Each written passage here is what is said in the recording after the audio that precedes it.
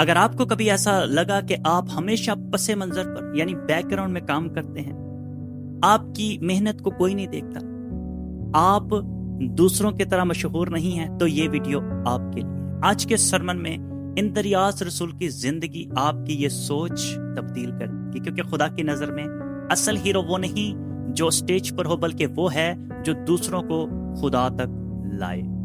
مسیح میں آپ سب کی سلامتی ہو۔ میں ہوں نعمان مسیح اور S F S living hope church میں آپ سب کو ویلکم کرتے ہیں، اور اس چینل پر آپ سب کو ویلکم کرتے ہیں۔ اس ویڈیو کو مکمل دیکھیے گا اور اپنی زندگی میں اس تبدیلی کو محسوس کیجیے گا جو آج اندریاس کے ذریعے سے آنے والی ہے، اور اس ویڈیو کو شیئر کر کے دوسروں کے لیے بھی برکت کا وسیلہ بنیے گا۔ جس طرح آپ برکت پا رہے ہیں، آپ کے ذریعہ سے دوسرے بھی برکت پا سکے۔ اگر آپ شیئر کریں تو کامنٹس میں ہاللویا یا آمین ضرور لکھیے گا۔ خدا آپ سب کو برکت دے۔ پہلے بھی ہم نے بات کی ہے شاگردوں کے متعلق، جس میں ہم نے متی رسول کے بارے میں بات کی تھی، متی رسول کے بارے میں سیکھا تھا، سمجھا تھا، اور اسی طرح آج اندریاس رسول کے بارے میں ہم سیکھنے والے ہیں۔ آج کا عنوان بھی یہی ہے کہ دوسروں کو مسیح کے پاس لانے والا۔ جب متی کی انجیل 4 باب اس کے 18 سے 20 آیت اور یوحنا کی انجیل 1 باب اس کی 40 اور 42 آیت میں آپ اس کے متعلق پڑھ سکتے ہیں۔ مسیحی تاریخ میں جب بھی ہم بڑے رسولوں کا ذکر سنتے ہیں تو اکثر پطرس، یوحنا اور یعقوب کا نام سب سے پہلے آتا ہے، لیکن آج ہم ایک ایسے رسول کی بات کریں گے جو شاید بہت زیادہ مشہور نہ ہو، مگر اس کا کردار ہماری مسیحی زندگی کے لیے ایک بہترین نمونہ ہے۔ وہ رسول اندریاس ہے، اور اندریاس کی سب سے بڑی خوبی یہ تھی کہ وہ پردے کے پیچھے رہ کر کام کرنے والا شخص تھا، جس نے ہمیشہ دوسروں کو یسوع مسیح سے ملوایا۔ جب ہم اندریاس کی بلاہٹ دیکھتے ہیں متی کی انجیل کے مطابق، متی کی انجیل ہمیں بتاتی ہے کہ اندریاس اور اس کا بھائی شمعون پطرس پیشے کے اعتبار سے مچھیرے یعنی ماہی گیر تھے۔ متی کی انجیل 4 باب اس کے 18 سے 20 آیات میں یہ حوالہ دیکھ سکتے ہیں کہ پھر گلیل کی جھیل کے کنارے چلتے ہوئے اس نے 2 بھائیوں یعنی شمعون کو جو پطرس کہلاتا ہے اور اس کے بھائی اندریاس کو جھیل میں جال ڈالتے دیکھا، کیونکہ وہ مچھیرے تھے۔ اس نے ان سے کہا، میرے پیچھے ہو لے تو میں تم کو آدمگیر بناؤں گا۔ وہ فوراً جال چھوڑ کر اس کے پیچھے ہو لیے۔ سیکھنے کی بات یہ ہے کہ متی کی انجیل میں اندریاس کی فوری جو فرما برداری ہے وہ اس کو نمایاں کیا گیا ہے۔ جب یسوع نے اسے بلایا تو اس نے کوئی عذر یعنی کوئی بہانہ پیش نہیں کیا، بلکہ فوراً اپنا کاروبار، اپنا جال چھوڑ کر یسوع کے پیچھے ہو لیا۔ اندریاس کا کردار جو ہے جب ہم اناجیل میں دیکھتے ہیں تو یوحنا کی انجیل ہمیں اندریاس کی زندگی کے بارے میں مزید گہری معلومات فراہم کرتی ہے، جو اس کے کردار کو سمجھنے میں ہماری مدد دیتی ہے۔ پہلا شاگرد اندریاس دراصل یوحنا بپتسمہ دینے والے کا شاگرد تھا۔ جب یوحنا نے یسوع کو دیکھ کر کہا، دیکھو خدا کا برات، تو اندریاس فوراً یسوع کے پیچھے ہو۔ وہ یسوع کے ابتدائی شاگردوں میں سے ایک تھا۔ پھر وہ اپنے بھائی پطرس کو یسوع کے پاس لاتا ہے۔ اندریاس نے یسوع سے ملنے کے بعد جو پہلا کام کیا وہ یہ تھا کہ وہ فوراً اپنے بھائی شمعون پطرس کے پاس گیا اور کہا، ہم کو خرسطس مل گیا ہے۔ یوحنا 1 باب اس کی 41 آیت میں آپ پڑھ سکتے ہیں۔ اس نے پطرس کو یسوع کے پاس لایا۔ پطرس بعد میں کلیسیا کا ایک بہت بڑا ستون بنا، لیکن اسے مسیح کے پاس لانے کا جو سہرا ہے وہ اندریاس کے سر ہے۔ پھر وہ چھوٹے لڑکے کو یسوع مسیح کے پاس لاتا ہے کہ جب یسوع 5000 سے زائد لوگوں کی بھیڑ ہے ان کو کھانا کھلانے والے تھے، تو فلپس جو ہے وہ پریشان تھا، لیکن یہ اندریاس ہی تھا جس نے ایک چھوٹے لڑکے کو تلاش کیا جس کے پاس 5 روٹیاں اور 2 مچھلیاں تھیں، اور اسے یسوع کے پاس لے آیا۔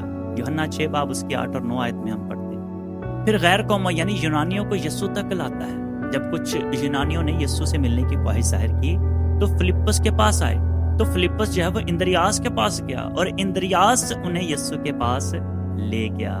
یوحنا 12 باب اس کی 20 سے 22 آیات میں ہم ان کو پڑھتے ہیں۔ پھر متی کی انجیل میں 12 رسولوں کی فہرست ہمیں ملتی ہے۔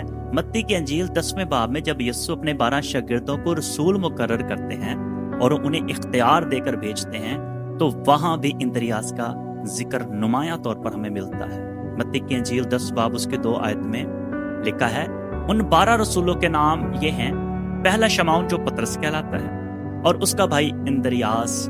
متی کی انجیل اس بات کی تصدیق کرتی ہے کہ اندریاس صرف ایک پیروکار نہیں تھا، بلکہ یسوع کے قریبی جماعت کا ایک اہم اور با اختیار حصہ تھا، جسے بیماروں کو شفا دینے اور خوشخبری کا کلام سنانے کے لیے چنا گیا تھا۔ اندریاس کی زندگی سے ہم کیا سیکھتے ہیں؟ کیا پیغام ملتا ہے ہمیں اندریاس کی زندگی سے؟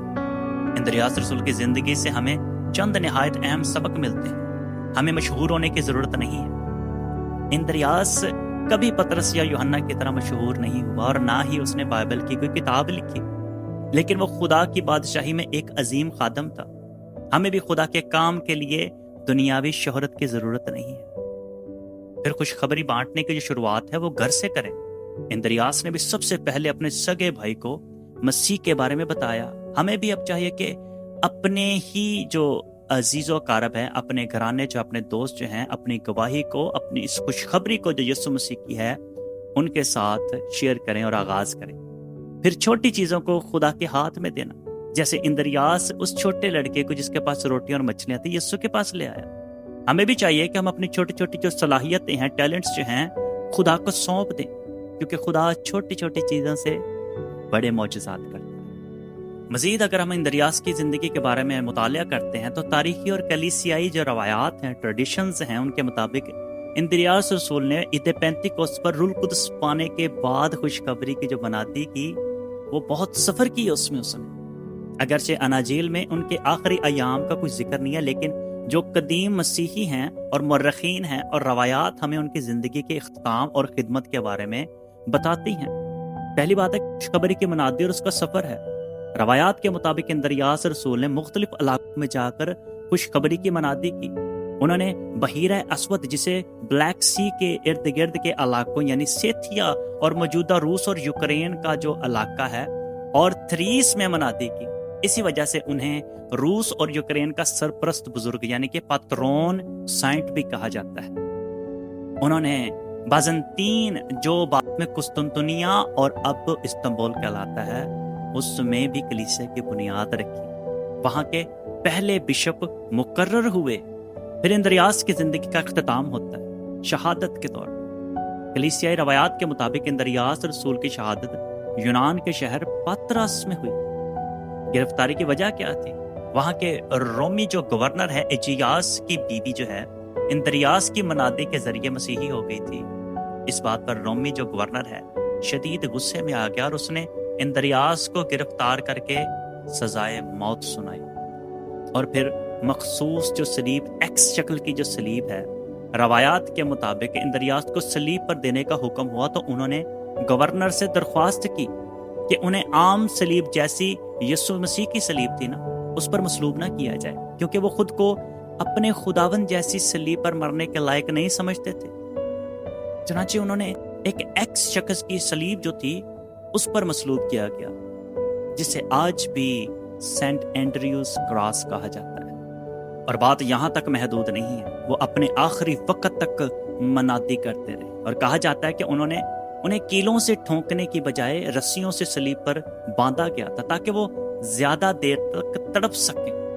وہ 2 دن تک صلیب پر لٹکے رہے، لیکن اس حالت میں بھی وہاں جمع ہوئے جو لوگ ہیں ان کو یسوع مسیح کی خوشخبری سناتے رہے اور حوصلہ دیتے رہے، یہاں تک کہ انہوں نے اپنی جان جو ہے وہ نچھاور کر دی مسیح کی خوشخبری کے لیے۔ وہ صلیب پر بھی لٹکے ہوئے چاہتے تھے کہ ہر کوئی یسوع کے قریب آئے، کیونکہ اس کی زندگی میں دیکھتے ہیں کہ اندریاس دوسروں کو یسوع کے پاس لانے والا، اور ایسی حالت میں بھی وہ یسوع کے پاس لوگوں کو لا رہا ہے۔ اندریاس رسول کے بارے میں ہم کچھ مزید دلچسپ اور گہری تاریخی معلومات جو حاصل کرتے ہیں تو ان میں پطرس کے ساتھ جو ان کا رشتہ اور رہائش کو دیکھتے ہیں۔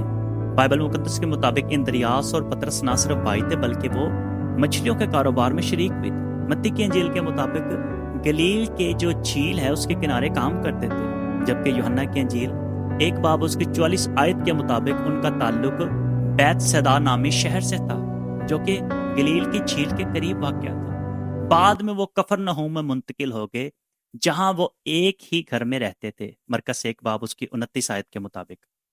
پھر پروتو کلیتوس کا لقب انہیں حاصل ہوا۔ مسیحی تاریخ اور خاص طور پر جو مشرقی آرتھوڈکس ہیں، وہ کلیسیا جو ہیں، آرتھوڈکس جو چرچ ہیں، وہ اندریاس رسول کو ایک خاص لقب دیتے ہیں جسے یونانی میں پروتو کلیتوس کہا جاتا ہے۔ اس کا مطلب یہ ہے کہ سب سے پہلا بلایا جانے والا، یعنی کہ دا فرسٹ کالڈ، چونکہ وہ اناجیل کے مطابق یسوع مسیح کے پیچھے چلنے والے سب سے پہلے شاگردوں میں شامل تھے، اس لیے تاریخ میں انہیں معزز مقام حاصل ہے۔ پھر جو سینٹ اینڈریوز کراس ہے اور کچھ قومی علامتیں ہیں، ان کو جب ہم دیکھتے ہیں کہ جیسے ذکر کیا گیا ہے کہ انہیں ایکس شکل کی جو سلیب ہے اس پر مصلوب کیا گیا تھا، تو اس علامت کا جو تاریخ میں بہت بڑا ایک عمل ہے اور یہ بہت مشہور ہوئی۔ اسکاٹ لینڈ کا آپ نے پرچم دیکھا ہوگا، اسکاٹ لینڈ کے جو قومی پرچم ہے، جو نیلے رنگ پر سفید ایکس کلر کی جو سلیب ہے وہ دکھائی دیتی ہوگی آپ کو۔ آپ دیکھیے گا ایک بار اسکاٹ لینڈ کا جو پرچم ہے، جو جھنڈا ہے، سینٹ اینڈریوز کراس کہا جاتا ہے کیونکہ اندریاس رسول کو اسکاٹ لینڈ کا سرپرست بزرگ مانا جاتا ہے۔ دیگر ممالک یعنی اسکاٹ لینڈ کے علاوہ یونان، روس، یوکرین اور رومانیہ کے بھی سرپرست بزرگ مانے جاتے ہیں۔ ایک آخری بات کر کے ختم کرنا چاہوں گا کہ پوشیدہ خادم کا نمونہ اندریاس رسول کی زندگی سکھاتی ہے کہ خدا کی نظر میں وفاداری سب سے اہم ہے۔ وہ یسوع کے سب سے قریبی ترین شاگرد یعنی کہ پطرس، یعقوب اور یوحنا کی طرح فہرست میں شامل نہیں تھے، اور نہ ہی ان کا نام اپنے بھائی پطرس کی طرح ہر جگہ نمایاں تھا، لیکن انہوں نے کبھی بھی اس بات کا گلہ نہیں کیا، بلکہ وہ ہمیشہ پس منظر پر یعنی کہ بیک گراؤنڈ میں رہ کر لوگوں کو یسوع مسیح کے پاس لانے کے اپنے اس مشن میں مخلص رہے، وفادار رہے۔ خدا آپ سب کو بہت زیادہ برکت دے، ہمیشہ خوش رہیں، ہمیشہ شاد رہیں۔ آپ کے وقت کا شکریہ، آپ نے اس کلام سے برکت پائی ہے، میرا ایمان ہے، تو اسے دوسروں کے ساتھ شیئر کر کے برکت پائیے گا تاکہ آپ کی طرح اور بھی لوگ برکت پا سکیں، اور اس چینل کو سبسکرائب کیجیے گا۔ خدا آپ سب کے ساتھ، اور کامنٹس میں ہاللویا اور آمین لکھنا کبھی نہ بھولیے گا۔ گاڈ بلیس یو آل، خدا آپ سب کو برکت دے۔